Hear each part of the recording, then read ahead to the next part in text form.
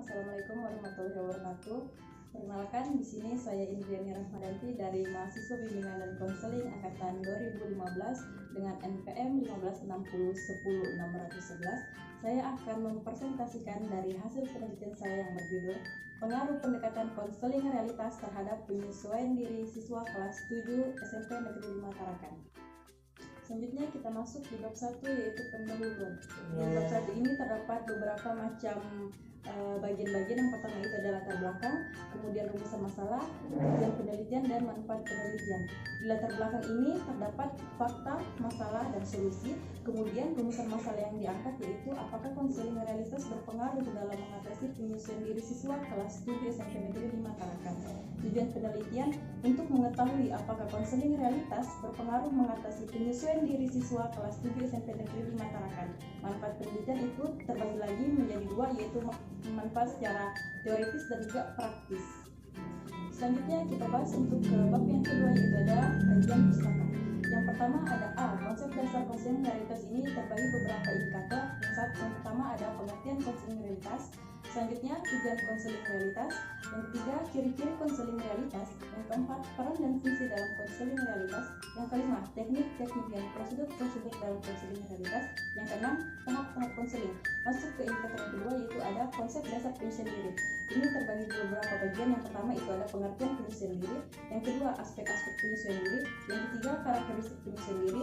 Yang keempat faktor-faktor yang mempengaruhi penyusuan diri. Yang kelima penyusuan diri yang baik di sekolah. Selanjutnya masuk ke bagian yang C, yaitu ada penelitian yang relevan.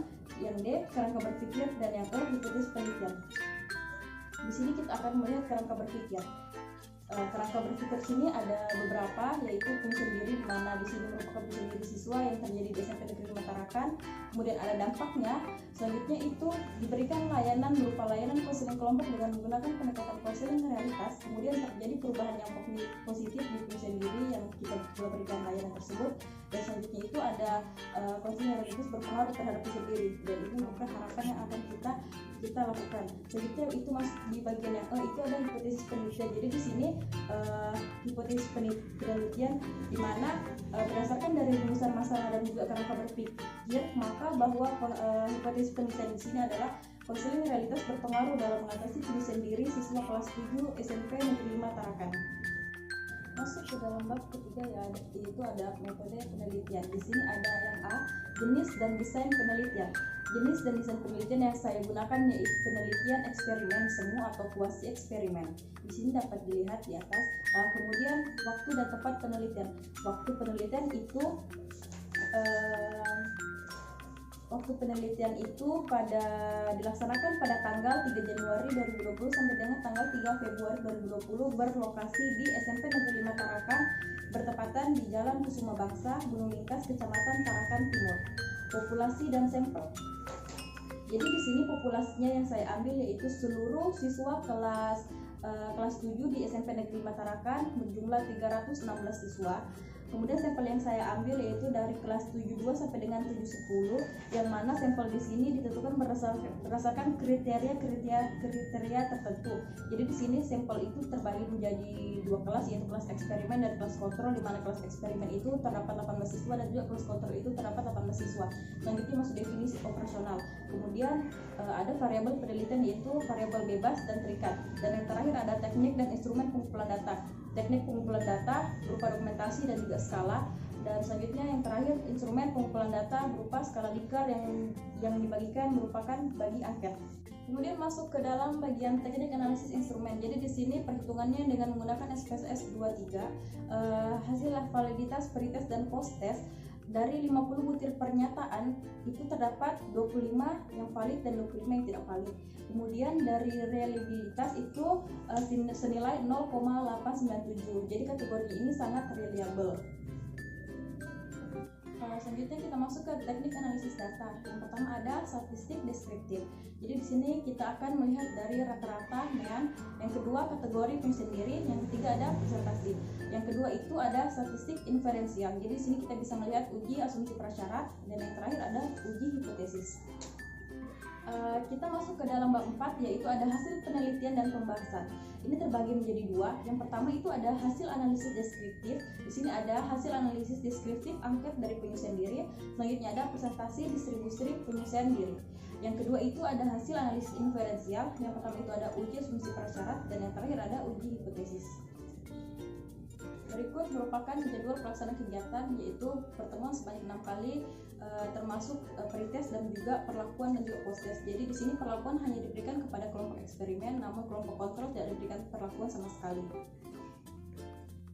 Masuk ke dalam hasil analisis deskriptif. Di sini ada tabel hasil analisis deskriptif angket penyelesaian diri dari kelompok pretest, kelompok eksperimen. Di situ ada nilai rata-ratanya 62,00. Setelah diberikan post-test, kelompok eksperimen itu sebesar 87,78.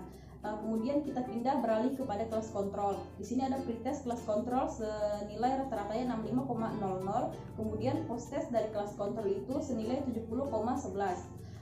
Lanjut ke tabel yang kedua, itu ada distribusi frekuensi penyelesaian diri. Di sini ada beberapa kategorisasi dari distribusi frekuensi penyelesaian diri. Ada 5. Yang pertama itu ada sangat tinggi, sedang, rendah, dan sangat rendah. Dilihat dari kelas eksperimen sendiri bahwa kategorisasi dari sangat tinggi itu berjumlah 18 siswa atau memiliki persentase 100%. Kemudian sangat rendah itu 0 siswa atau tidak ada persentasenya 0%. Kemudian kita masuk ke kelas kontrol. Di dalam kelas kontrol sendiri, untuk kategorisasi sangat tinggi itu berjumlah 0 siswa atau frekuensinya 0%. Begitupun pada kategorisasi sangat rendah itu terdapat 0 siswa atau 0% dari presentasinya. Kemudian kita masuk ke uji normalitas dan uji homogenitas. Di sini kita membahas yang pertama ada uji normalitas. Berdasarkan data yang ada bahwa uji normalitas ini diuji dengan menggunakan SPSS versi 23 dan data berdistribusi normal. Setelah data berdistribusi normal, kita masuk ke uji homogenitas. Jadi di sini sebelum dan sesudah perlakuan memiliki variasi yang sangat homogen. Selanjutnya kita masuk di uji hipotesis. Di sini ada 5 bagian dari uji hipotesis sendiri. Yang pertama itu ada hipotesis. Di sini pernyataannya jika alfa lebih besar dari 0,05 maka H0 diterima. Kemudian yang kedua, jika alfa kecil dari 0,5 maka H0 ditolak. Yang kedua ada taraf signifikasi. Jadi taraf signifikasinya itu alfa itu sama dengan 0,05.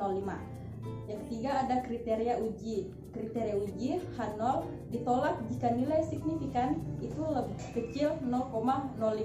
Yang keempat hasil analisis. Jadi di sini hasil analisisnya menggunakan SPSS 23. Di sini ada tabel perhitungannya menggunakan SPSS versi 23. Jadi dilihat bahwa nilai signifikasinya itu 0,000. Yang kelima, interpretasi.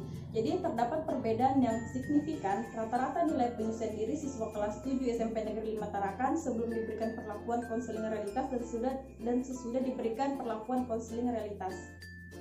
Masuk ke pembahasan. Jadi di sini pada pembahasan di sini kelompok eksperimen diberikan perlakuan dan juga kelompok kontrol itu tidak diberikan perlakuan. Jadi perlakuan yang diberikan itu merupakan perlakuan dengan menggunakan konseling realitas.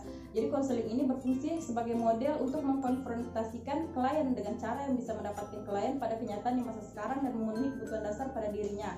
Berdasarkan analisis inferensial, secara keseluruhan diperoleh bahwa nilai penyelesaian diri sebelum dan sesudah diberikan perlakuan itu merupakan berdistribusi normal dan mempunyai varians yang homogen. Setelah homogen, maka pengujian hipotesis yang digunakan menggunakan uji pair sample t-test.